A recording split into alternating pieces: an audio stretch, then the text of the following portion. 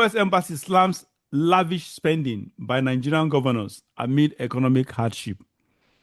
The United States Embassy in Nigeria has voiced concern over the extravagant spending habits of some Nigerian state governors, particularly on government houses, despite the severe economic challenges facing ordinary Nigerians. In a post on its official formal Twitter, in its official handle, formally Twitter, on Tuesday, the embassy referenced an investigative article by the Africa report titled Nigeria's Ruling Class Splashes Billions on Government Houses. The publications highlighted the disconnects between President Bola Tinubu's call for citizens to make sacrifices under current economic reforms and the apparent opulence of the political elites. Among the examples cited, Oyo State Governor Seyi Makinde reportedly approved a 63.4 billion naira renovation of the government house, which officials described as unbefitting and an embarrassment. In Gombe State, one of Nigeria's poorest states, Governor Inuwa Yahaya is said to have allocated 14.9 billion naira for a new ultra-modern residence, along with another 14.23 billion for constructing a new state house of assembly. Barrister, what do we expect from governors when even the president did the same thing by renovating the vice president's house with running into billions of naira? And so our so-called president Bola Tinubu, the most corrupt, that is arguably, but we all do see the evidences are there. The most corrupt, in my judgment, of all all the past Nigeria's presidents, set a precedence with this. So, what do you expect? The governors are following suit, spending billions to renovate their residences. I don't get it. These are some of these states, like Gombe State, for God's sake. Gombe State is not resourceful. Doesn't that more? Some of these states, they are so dependent on the central government. Barrister, what's your take on this? Just like we have said, they have taken the lead from the president himself, and we always know that the personal aggrandizement of these governors and political class is to give some of these outrageous contracts so that they can get sufficient money for themselves. And when you see 2027 coming, you see more of it. This is just the beginning.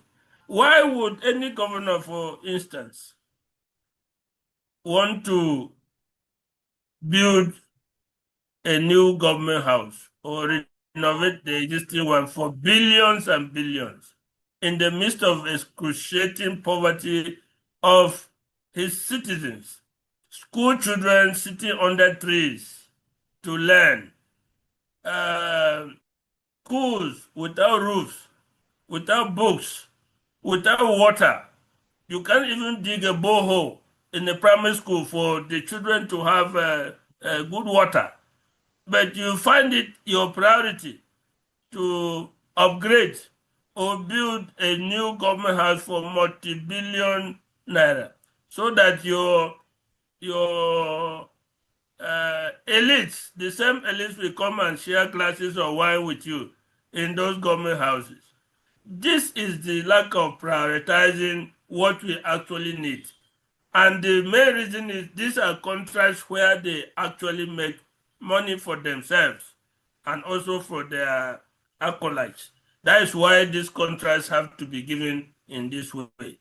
The same thing goes for the renovation of the VP's house by the president. We have criticized that. It was unnecessary. It was wasteful. It was far down the ladder in the scheme of priorities of projects that Nigeria needs. That's the same thing the state governors are doing. If I were a governor, you are there for 4 years, at the maximum 8 years. Why do you need to commit 10 billion, 15 billion, 20 billion to build a government house? Where you are staying now, there's nothing wrong with it. It is lavish. It is good. There is virtually nothing. But the concept of building something so big, so extravagant, where does it come from? That is totally detached from the circumstances of 90%, 95% of your citizens. Why do you want to live so high above your citizens from the public funds? Why does that have to be? If it's not greed, if it's not corruption, but of course these are the ways that they corrupt, they steal from the public treasury and enrich themselves and their families, so that even when they leave, they continue to use that ill-gotten money to influence things going forward. If we are talking of economic or even political priorities or social priorities, the renovation of a government house, the building of a new one, the upgrade of one should come almost as the last priority. In terms of what Nigeria is facing now, lack of water, lack of electricity, lack of good roads, our children, the educational system is down. Those should be the priorities. You are not investing in people. You are investing in buildings. What kind of investment is that? How can the government house, what return or what economic importance is a government house to the economy of a state? It has no importance. Good, a perfect question, honestly. So it is so sad. Honestly, it is so sad. And when the U.S. embassy made this criticism, government. No, my annoyance. Sorry, let me cut you short. My annoyance is that it takes the embassy of a foreign country to criticize some. Why are we Nigerians not rising up against this kind of Honestly. evil? Against this kind of waste? Why does he have to take a foreigner? But even at that, people are coming at US for criticizing an internal whatever. They are criticizing them for interfering and in an internal stuff. So-called interference. Honestly, as if the whole Nigeria is not under the US, under the West. Yeah. Is it today that they know about interference? Honestly, the foundation of Nigeria has to do with interference in the first place. So interference is not. It's in the foundation. Nigeria was founded in interference.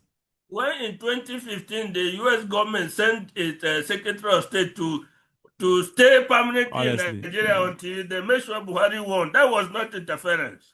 When they sent their PR team to come and do PR for Buhari for 3 years, that was not interference.